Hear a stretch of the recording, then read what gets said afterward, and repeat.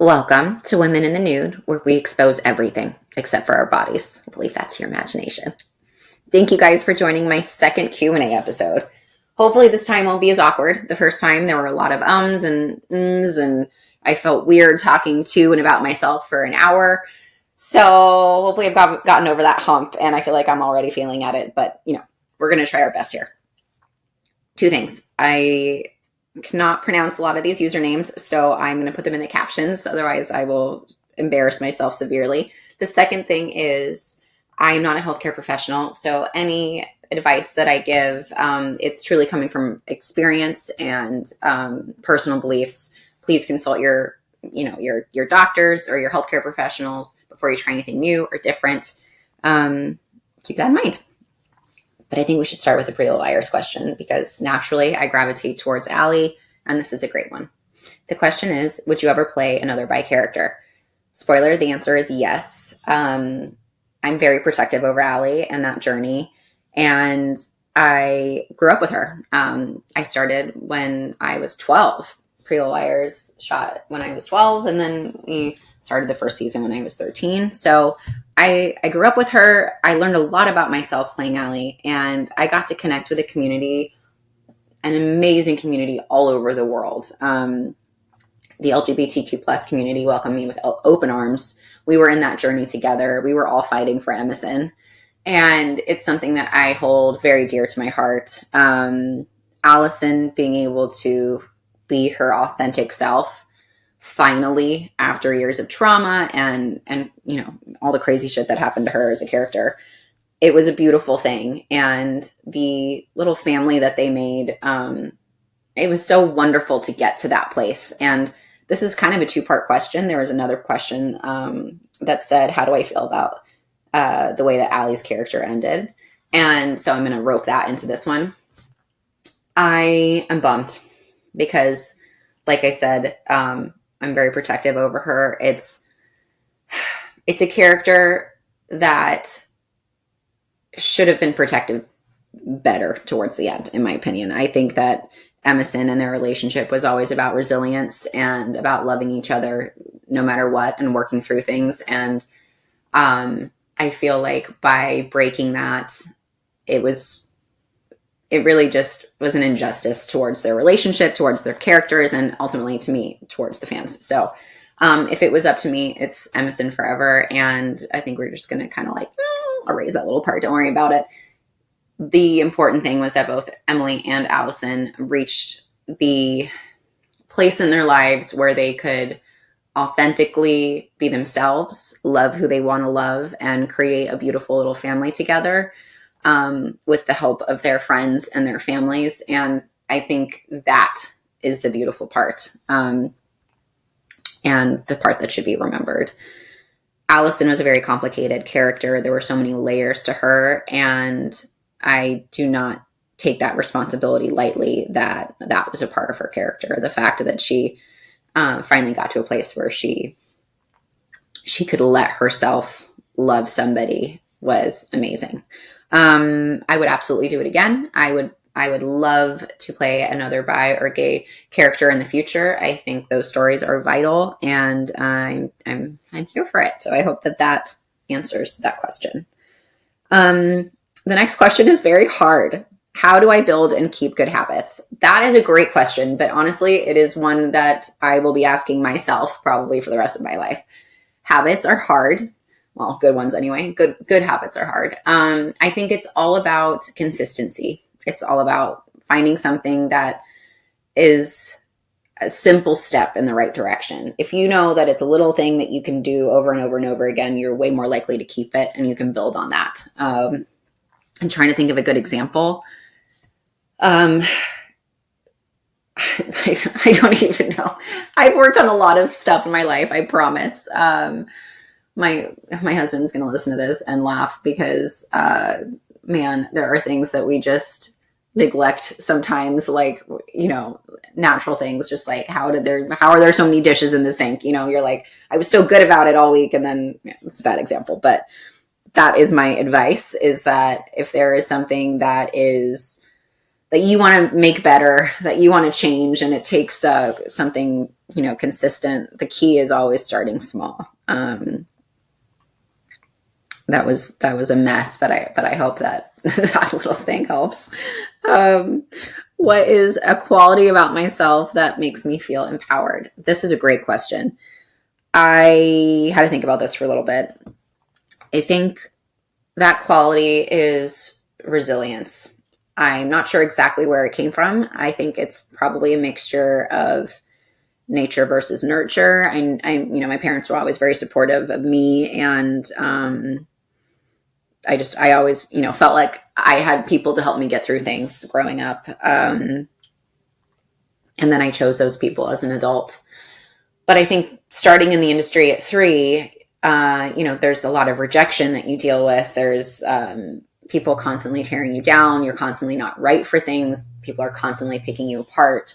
And so I think if you're not resilient, you're not going to make it. And it is very much a sink or swim environment and industry. And so I think I naturally built that armor. And then as far as my personal life goes, I've had a lot of curveballs thrown at me.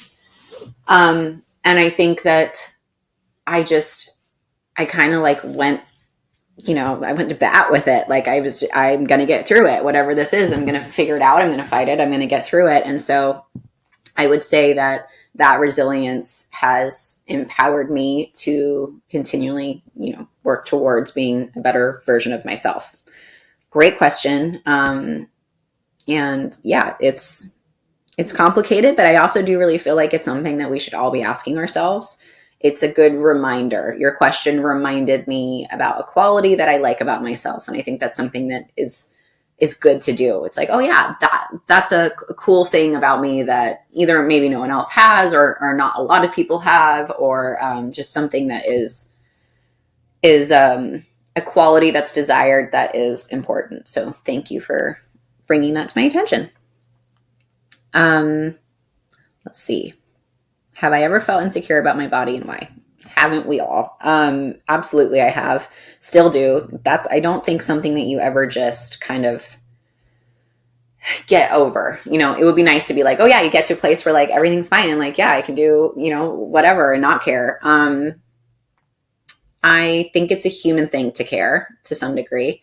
I definitely have insecurities about my body. And they've been different at every stage of my life. I feel like when you're a kid and you first start to realize that people are looking at your body, whether that's like someone you have a crush on, or, you feel like somebody makes fun of something on you, or, whatever it is. We all have, it all starts small like that when we're a kid, and then that grows and builds, and then we become adults and we see everybody now online or in magazines or in movies or whatever it is. You start comparing yourself, and it's that comparison game that just destroys confidence. And it's a bummer, but I don't think anybody is safe from it, no matter what they say. Everybody is insecure about their body in some way. It might not even necessarily be as far as like a physical attraction comes from. It might be like, something that they wish that they could do that they, for whatever reason, can't.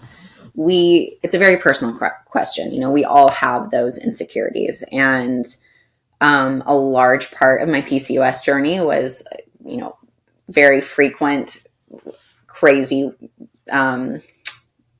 changes in my weight. And I feel like that's hard to deal with no matter what. And I'm never going to compare myself to somebody else and say that mine is better or worse. But my particular experience having that be in the public eye, I feel like added an element where I felt like, well, two things. I felt like I had to figure out a way to not care about it. And that ended up really just being suppressing it for a small amount of time.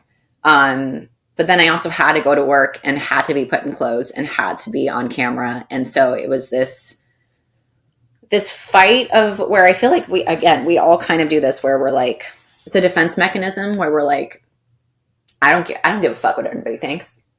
And I also think that that's totally a lie. it's, of course I care what people think. I think it's now more about channeling it into productive places, or not letting it control your life. So yes, I've been and am insecure about my body. Becoming a mom, your body changes. So like my PCOS journey, finally getting my hormones balanced, getting to the place where I'm at now, feeling confident in how strong my body is. And then, now I've got new additions like stretch marks, and things that I didn't have before I was a mom. And so, it's an ever evolving process, and I'm sure there'll be something new in the future. And I guess you get to a place where it's okay. Am I still affected by it? Yes, absolutely. I would never sit here and say that I'm not. But is it okay? Yeah, it's okay because my body's done amazing things. I feel the strongest I've ever felt, but I think it's more about like I've recognized the amazing things that my body has done and can do, and how it has served me and the way that I'm able to live my life. And I think it's bringing other things into perspective that kind of help tame those like surfacey expectations of what people think and feel like your body should look like. And then the other thing is, I think we always feel more self-conscious about ourselves than, as far as what other people are thinking versus what they're actually thinking. I feel like we kind of always put thoughts in our heads that maybe don't even exist. So it's a very complicated journey that I think we all go on. Men, women, anybody, we all go through insecurities with our bodies. Nobody is safe from it, like I said. And it's about getting to a place in your life where you are kind of comfortable in that insecurity, as weird as that sounds. And not, I feel like, also putting too much pressure on yourself to get over it. It's okay. Yeah. I've got stretch marks. Yeah. Like my body looks different. Yeah. I'm walking around looking photoshopped, but none of us are. And that's okay. Would there be things that I would change? Yeah. But it's not crippling for me, at least at the moment. There have been times in my life where it absolutely was. So it's definitely an ever evolving journey. And that's my answer for now. Let's see. How do I balance work and travel with a kid? I got a version of this question multiple times, so you guys definitely want to know about it. It's not easy. I will say that Hendrix is a great little traveler. I think it's because we've traveled with him since he was little. We would, especially during COVID, because there wasn't anything to do, we'd stick him in the car and we would just drive.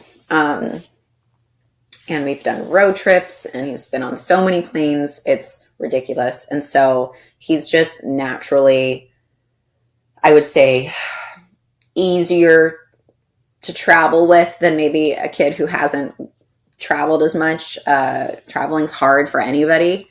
So it's amazing that he can, sit on a plane for hours and, not be a complete crazy person. He obviously does what every kid will do, which is wants to kick the front of somebody's chair, and he wants to run around and all those things, which I get. And but for the most part, he's pretty chill. So we have a chill kid in that respect. So it does kind of alter our travel experience. So I appreciate that.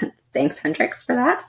And other than that, though, the work travel thing is hard. Thankfully, Hudson's able to work and travel at the same time with me. So the fact that the three of us can go everywhere together is a huge blessing. I don't know what I would do if we would have to be separated every time that I would work. That would just be horrible. So we are so lucky that we can kind of take our family anywhere. And it's a lot of prep. Kids come with a lot of stuff. And so it's making sure that you have everything, and it's getting better at that. I've now learned the things that I need to take with me, the things that we can just buy wherever we are, like I don't need to pack an excess amount of diapers. We can just get diapers when we get there. It's those little things that you kind of get smarter about the more that you do it. But I try to always look at it as fun. There's fun to be had. So even if you're traveling for work, there's still fun to be had with a kid somehow. It's hard, but it's worth it. And I remember traveling as a kid. My earliest memory was, I think, 18 months old. So my parents also traveled the world for work. And so I remember being in Nice, France, going to a French English school when I was 2. Those things are vivid for me. And so I hope that I'm giving that to Hendrix as well, that he has these little, little core memories that he can look back on, that he looks at fondly, like I do. So that's my hope. So it's hard. It's worth it. And my tricks have literally just been getting better at organization and thinking practically. That I feel like might not even help anybody, but that's my answer. There you go. So, okay, this kind of ties into another question that I've already answered, but I definitely do want to answer it still. How am I so confident? How do I react to hate? So it kind of goes in with the resilience question. I'm thankful that you feel that way about me. I am confident. I do feel like I'm a confident person. But that has also taken work. Again, with acting, you have to be confident to go into a room, and especially as a kid, act in front of all of these adults who are just kind of like quietly looking at you, waiting for you to do something. You have to have a certain amount of confidence to do that. And I think for me, it built up around that. It's having the confidence to kind of like leave it all out there. And I think I've taken that into the rest of my life. It goes into the resilience where like, I'm confident that I can at least try something. And I feel confident now as an adult because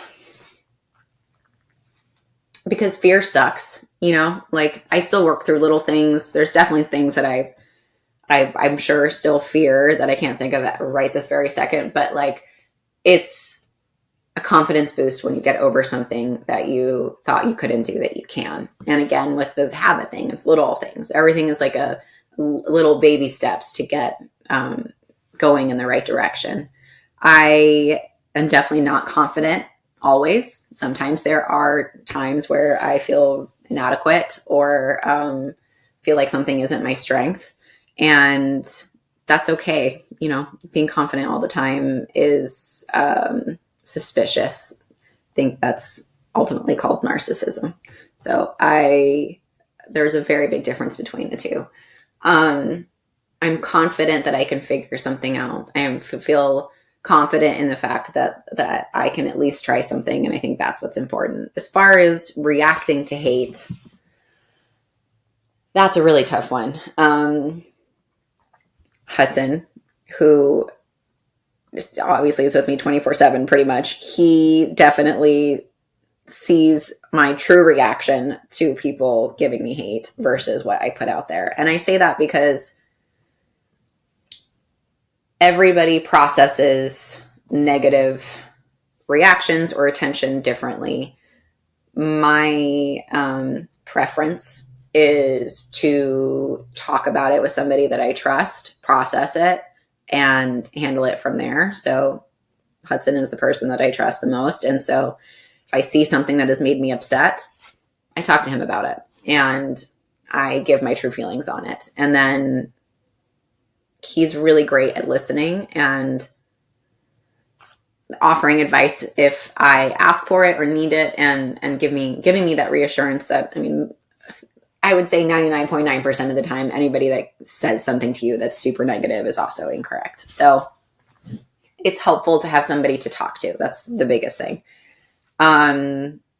and processing it, and then having somebody be able to give you perspective on it, or just taking a moment to gain perspective on it yourself. I think those are the keys. And then responding responsibly. So as far as online hate, it's also complicated. Does that person even think that you're going to see it? In my case, probably not.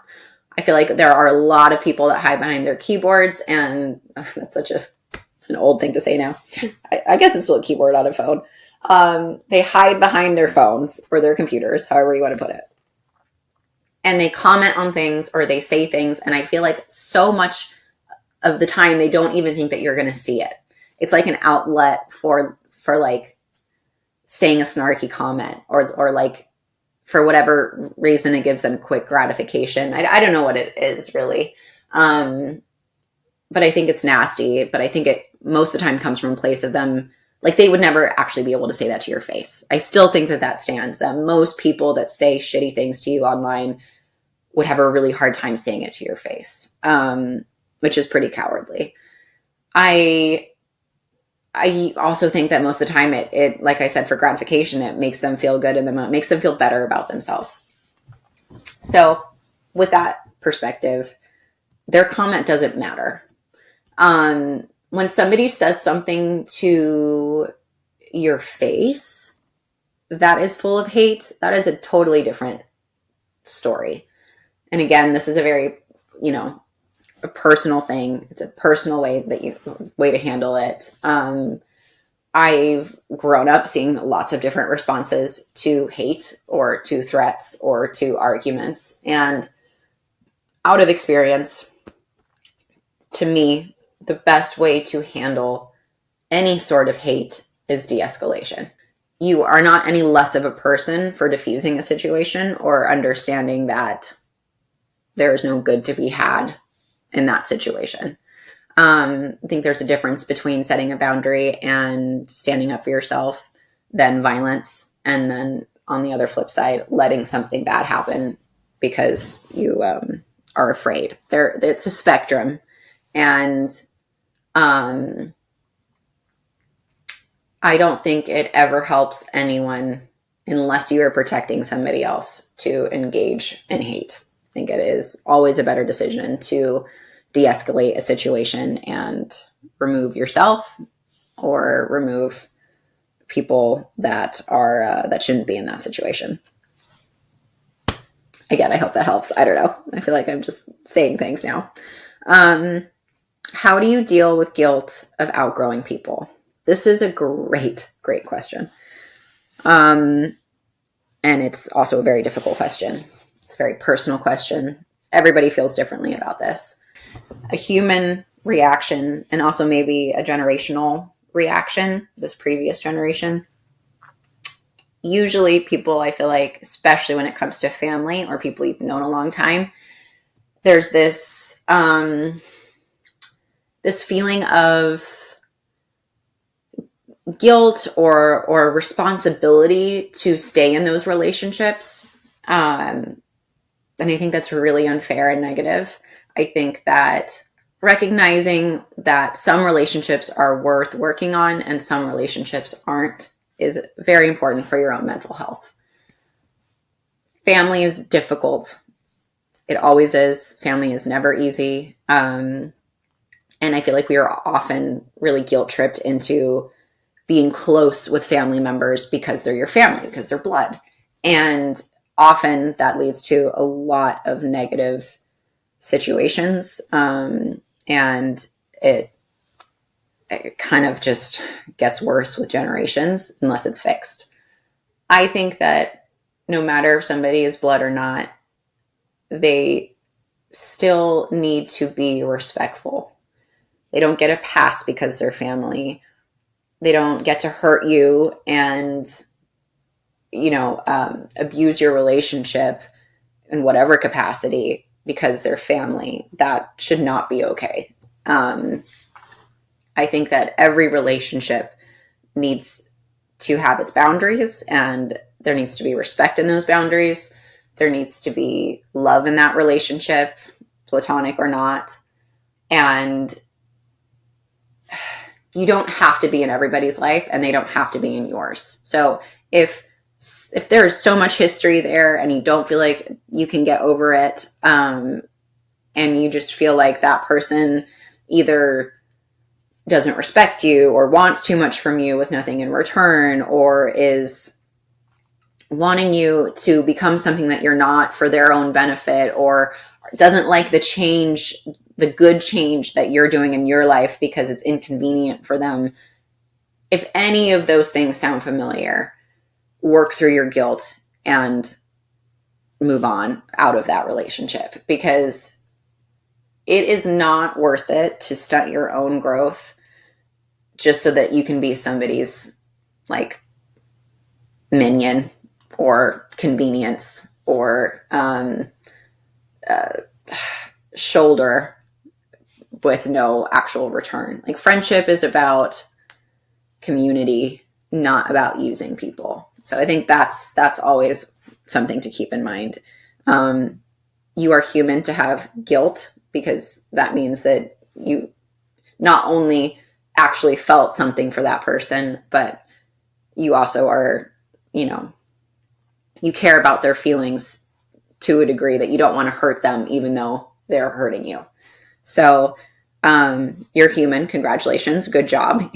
You are still, you still have a heart, but try and put those emotions towards your future and bettering yourself, and letting go of the fact that, you don't have to be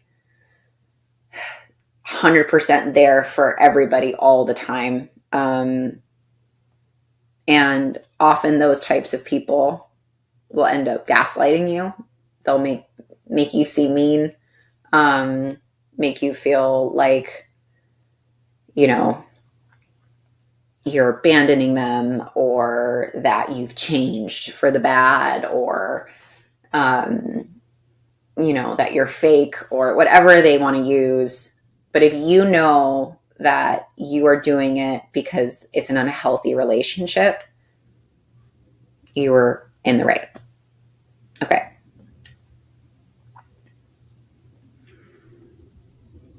So, my favorite moment about Image of You. So I have a new movie coming out, which I'm super excited about. I don't know the release date yet, so you can't get anything from me on that side, but it's called Image of You. It's based on a book by Adele Parks. It's a really, really, really fun book. And it's a kind of a psychological thriller. I play twins, which is kind of a nod to Allie, actually, because they're, we've always hinted towards twins in PLL, but it's kind of that angel and devil on the shoulder feel. One twin is really bad, one twin is really good. And honestly, it's such a fun story that I want to tell you all of it, but I won't. I will refrain. It is a story that when I was reading the script, I thought it was going to go one way, and I did not see that twist coming. And I'm usually really good at that stuff. So I was genuinely, pleasantly shocked and surprised when I read the script at the outcome. And I think it's brilliant. And I had such a fun time working on it. The guy that plays my love interest, Parker, he is a sweetheart. And we had such a good time filming it in Utah. And the crew was amazing. And it really was a super fun experience. But the twin thing is awesome, because we got to use really fun twin tech. And you see me in the same shot. And it's amazing how they do it. And that was really, really, really fun. I got to be two people, obviously. So I had to create a different walk for each of them. Totally different personalities, different tones of voice, different things that they do with their hair, different body language, to really sell it. And I hope it works. I've been told that it has, and everyone's really excited about it. So I'm thrilled. It's going to be really fun to see all of that twin tech. I hope you guys really love it. And I sure loved it no matter what. It was such a fun experience. And it felt really fun to be in a new place and with a great crew. And I met so many cool people. So I think ultimately you guys are going to love it. And it'll be a fun new twin journey for you to see me on. Okay. Do I have any resolutions? So I had not thought of any 2024 resolutions until this question. So thank you for bringing that to my attention as well. I don't know. Funny to kind of call back to that other question about habits. I feel like I just want to get better at my self-care routine. So I preach about it all the time. You know, I'm always like, take care of yourself and do what you need and all that real great, good advice that I put out there about taking care of yourself so that you can take care of other people. That notion is something that I need to follow myself. And I do, and I try, and then, you know, I would rather stay on my phone for another 45 minutes because I'm so tired and I didn't get any other time to myself today. So that's what I'm going to do. And then I don't end up doing what I really need to do. And so, yes, my goal is to get better at my self-care routine in 2024 and to be better at, you know, answering emails and text messages, and all of my friends and family will feel happier about that if they hear this podcast. So I'm going to try. Yep. Mm-hmm. Yeah. We'll do our best at that one. I'll let you know.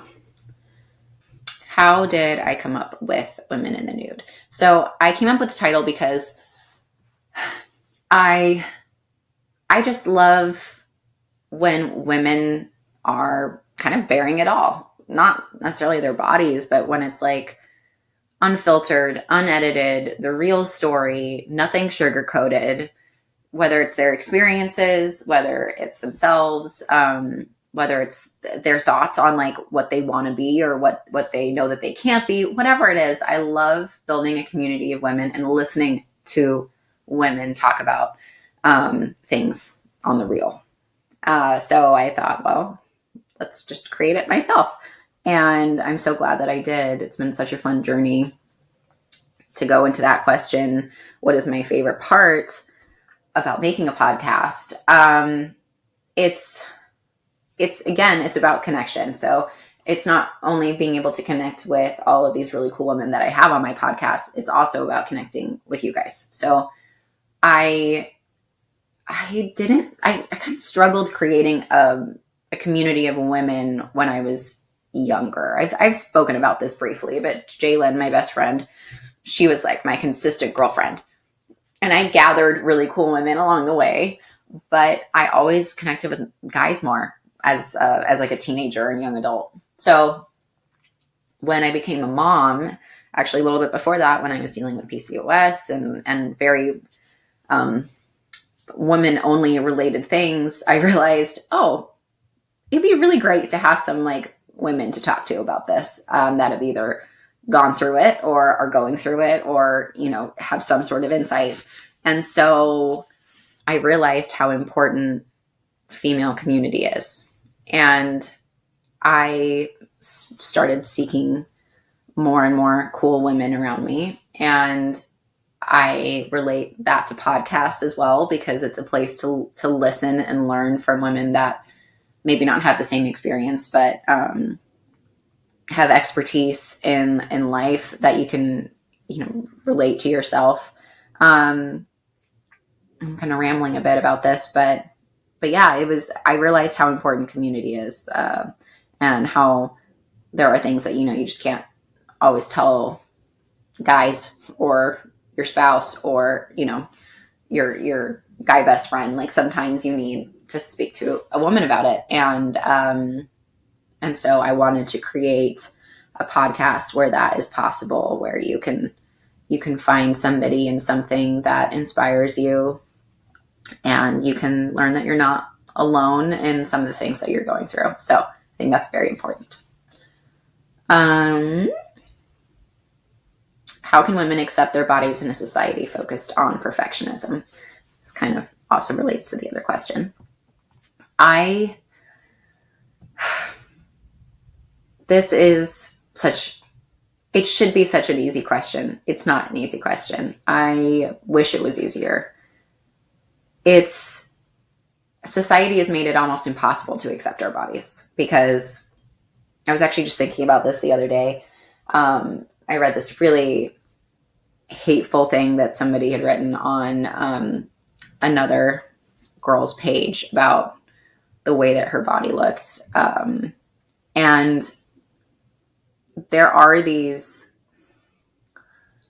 these levels of perfectionism, right? So you're too fat, you're too skinny, you're too tall, you're too short, you're too whatever it is. There's this supposed ideal body that people have, and it changes every decade. So it's impossible to keep it. You will never have the perfect body. Even if you have it for a second, society's version of it will change, and then you'll be back in that same position. So I think that's also, side note, something to keep in mind.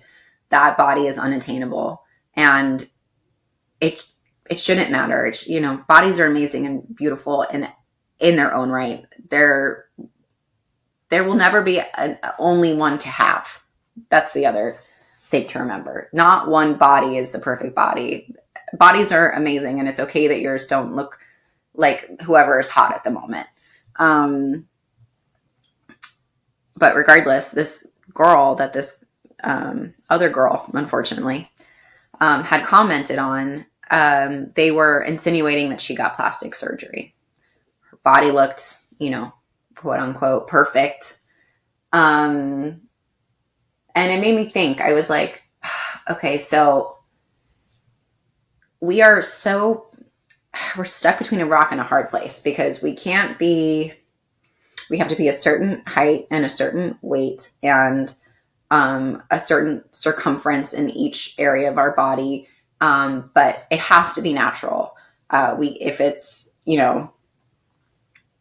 done with surgery, then it's not perfect anymore. So it's like, even when we become what society wants us to become, it's still not okay unless it was just, what they like to call your God-given looks, which is so unfair. All of it's unfair. And ultimately, at the end of the day, it's our own personal journey. That's it. I have gone through a crazy journey with my body. I accept my body for what it is. I love my body now. I didn't always love my body. I do love my body now. And it's not society's perfect body, but it's my favorite. My body looks the best that I've ever felt that it's looked in my own eyes. And that's what I love. I look at myself in the mirror now and I'm like, wow, I'm strong. Wow, my body is giving me a baby. I've accomplished things with my body, and I love my body for that. And I don't care who the perfect body is. I will never have that body, and that's okay. So it's all based on your own personal journey. It's okay to have shitty days. It's okay to have great days, and everything in between. I wish I would have gotten an answer for you that was more nuanced and maybe a little prettier. But I think that is ultimately the thing, is that nobody else is going to accept our bodies for us. It's up to us. So if you don't accept your body, nobody else will. So it's a harsh reality, because it's not easy. But that is the thing. I hope we all reach it. I hope we all get to the place where we can accept our bodies and know that perfect body doesn't exist, or at least it's not sustainable, because society's version of it changes. I hope that answered something. This is the thing about talking to yourself and not have anyone talking to you, is that there's no one to bounce anything off of. So I'm doing my best here. How how to deal with toxic and insecure friends who want to change you. Well, this also ties into that other question. So I'm going to answer it kind of with that other question, which is, it's okay to feel grief about it, but you are growing out of that friendship. You are growing out of meeting someone like that in your life.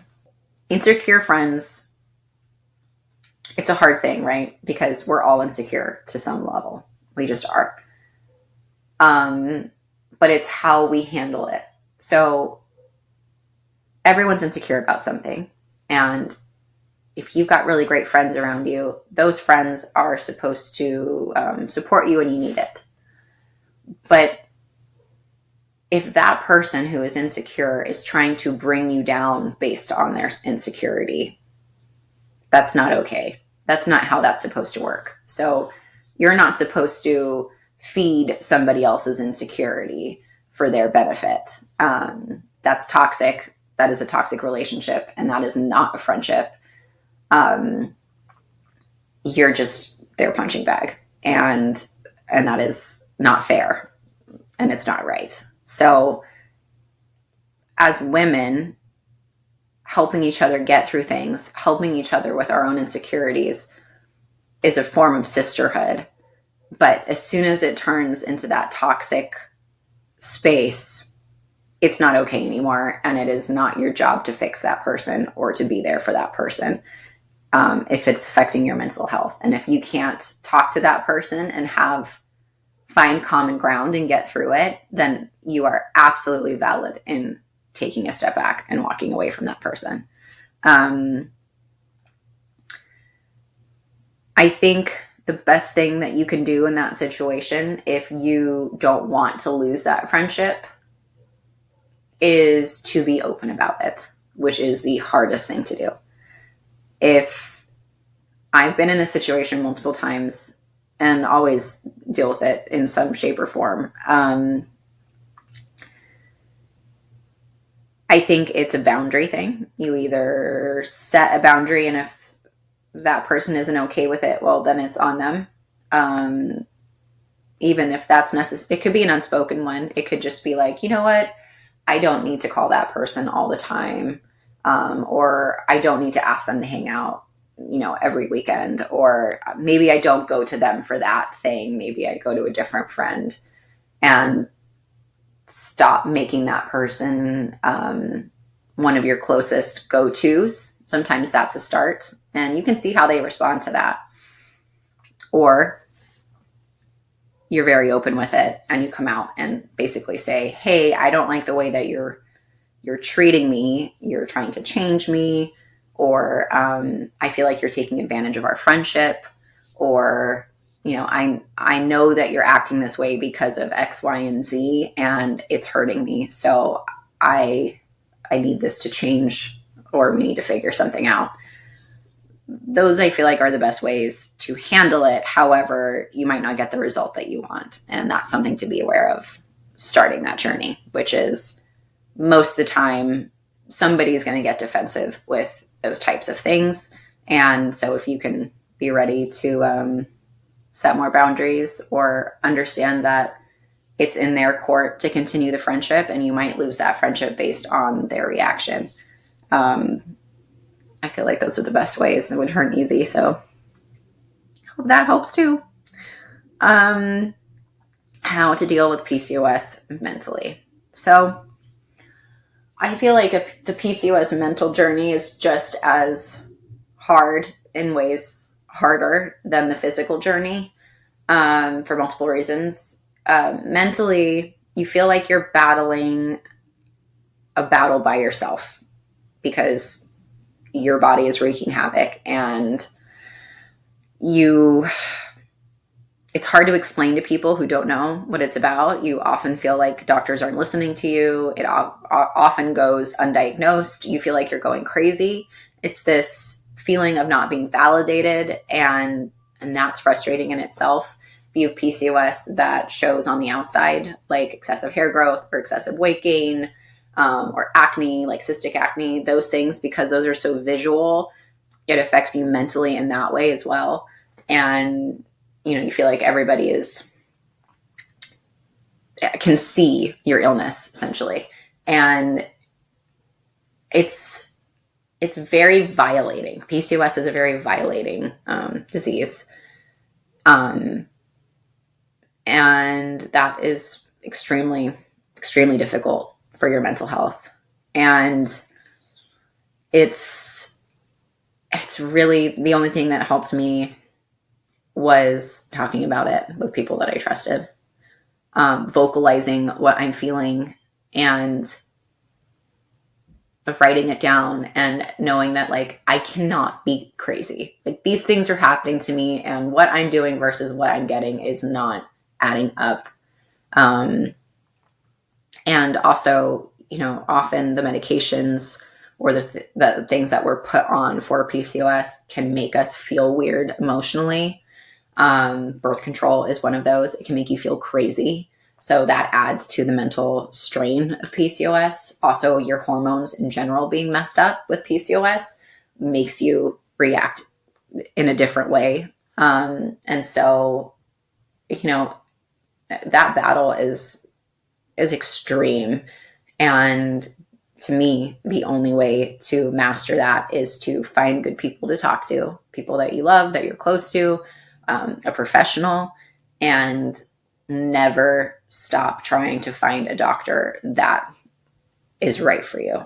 There are so many PCOS resources online as well, whether that's PCOS nutritionalists, whether it's apps, in general, you know, always looking up what you're feeling, to try and find answers.